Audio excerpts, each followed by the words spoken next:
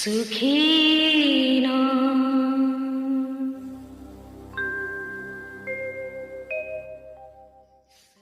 Share market কি? Share market হ'ল এনে এটা প্লেটফৰ্ম য'ত শ্বেয়াৰ কিনা আৰু বেচা এই দুয়োটা কৰা হয়। কিয় পইচা নিৱেশ কৰে? প্ৰথম কথা হৈছে সুৰক্ষা। নিজৰ যিখিনি মূলধন থাকিব সেইখিনি সুৰক্ষিত বুলি নাভাবে, অৰ্থাৎ যিটো ছিকিউৰিটি পাব লাগে সেই ছিকিউৰিটিটো নথকা বুলি তেওঁলোকে ভাবে। দ্বিতীয় কথা হৈছে জ্ঞান। বহুতে এই বিষয়ে নাজানেই যে শ্বেয়াৰ মাৰ্কেট কি, বা তাত পইচা নিৱেশ কৰিলে ভৱিষ্যতে কি হ'ব, কেতিয়া নিজৰ ধনখিনি উলিয়াব পাৰিব। এতিয়াও বহু সংখ্যক লোকে নাজানে ডিমেট একাউণ্ট কি।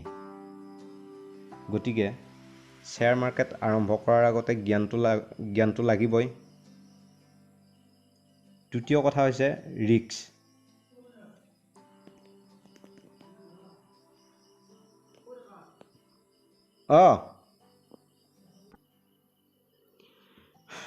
এতিয়া তৃতীয় কথা কি আছিল? ৰিস্ক। শ্বেয়াৰ মাৰ্কেটত যিহেতু ৰিস্ক থাকিবই, সেয়ে বহুতে ভাবে যে মোৰ ইমান পইচা, এই পইচাখিনি নষ্ট কৰাতকৈ, ইমান ৰিস্ক লৈ পইচাখিনি নষ্ট কৰাতকৈ ছেভিংছ একাউণ্টত পইচাখিনি সুৰক্ষিত কৰি ৰখাই ভাল। বহুতৰ মনোভাৱ তেনেকুৱা। চতুৰ্থ কথা হৈছে উপযুক্ত গাইডেন্স বা কোৰ্চৰ অভাৱ। এই বিষয়ে শিক্ষাত বিশেষ কোনো পাঠ নাই। আনকি MBA, BCom আদিৰ দৰে যিবিলাক বিজনেছৰ লগত জড়িত, যিবিলাক কমাৰ্চৰ লগত জড়িত, সেই তেনেকুৱা কোৰ্চবিলাকতো কোনো ধৰণৰ পাঠৰ অন্তৰ্ভুক্তি নাই। পঞ্চম কথা হৈছে মূলধন। ভাৰতৰ সৰহসংখ্যক মানুহেই মধ্যবিত্ত বা তাৰ তলৰ শ্ৰেণীৰ, মানে অতি নিম্ন শ্ৰেণীৰ। সেই মানুহখিনিৰ মূলধন নাই। সেই মানুহখিনিয়ে এনেকুৱা ক্ষেত্ৰত পইচা নিৱেশ কৰিবলৈ টান পায়। যিহেতু তেওঁলোকৰ কম পইচাৰ, সেই কম পইচাৰখিনি অনৰ্থকভাৱে নষ্ট হৈ যোৱাটো নিবিচাৰে। কিন্তু আচলতে সঁচাই শ্বেয়াৰ মাৰ্কেটত পইচা সকলো নষ্ট হৈ যায় নেকি? নষ্ট হৈ যাবও পাৰে, নাযাবও পাৰে। কিন্তু কেতিয়া যাব? যেতিয়া আমি শ্বেয়াৰ মাৰ্কেট জুৱা বুলি ভাবোঁ, তেতিয়া আমাৰ পইচা সকলো নষ্ট হৈ যাব। কিন্তু কেতিয়া নাযায়?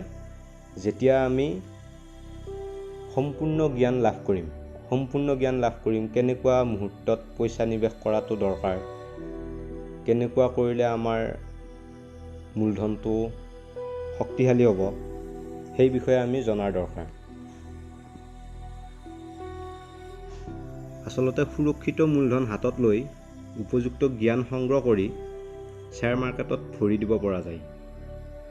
আমি গুগলত ৰাকেশ ঝুনঝুনৱালা তেওঁৰ নাম মাৰি চালেই গম পাম যে শ্বেয়াৰ মাৰ্কেটে আমাক কিমান লাভান্বিত কৰিব পাৰে, অৰ্থাৎ ক'ৰ পৰা ক'লৈ লৈ যাব পাৰে। কিন্তু এনেকুৱা মানুহৰো উদাহৰণ আছে য'ত লাখপতি এজন একেবাৰে শূন্য হৈ গৈছে। কিন্তু শ্বেয়াৰ মাৰ্কেটত ভৰি দিয়েই আমি অত্যাধিক লাভ, মানে আমাৰ মূলধন কম কিন্তু আমাক লাখ টকা লাগে, তেনেকুৱা কৰিলে আমাৰ সকলোৰে বিপদ অনিবাৰ্য। শ্বেয়াৰ মাৰ্কেটত পইচা নিৱেশ কৰিবলৈ বা ইনভেষ্ট কৰিবলৈ অথবা ট্ৰেডিং কৰিবলৈ আমি কি কৰিব লাগিব, ক'ত কেনেকৈ একাউণ্ট খুলিব লাগিব, ডিমেট একাউণ্ট ক'ত খোলাটো বেছি ভাল হ'ব, এই সকলোখিনিৰ ওপৰত আমি পৰৱৰ্তী ভিডিঅ'ত আলোচনা কৰিম। গতিকে পৰৱৰ্তী ভিডিঅ' পাবৰ বাবে আমাৰ এই চেনেলটি ছাবস্ক্ৰাইব কৰিবলৈ নাপাহৰিব। ধন্যবাদ।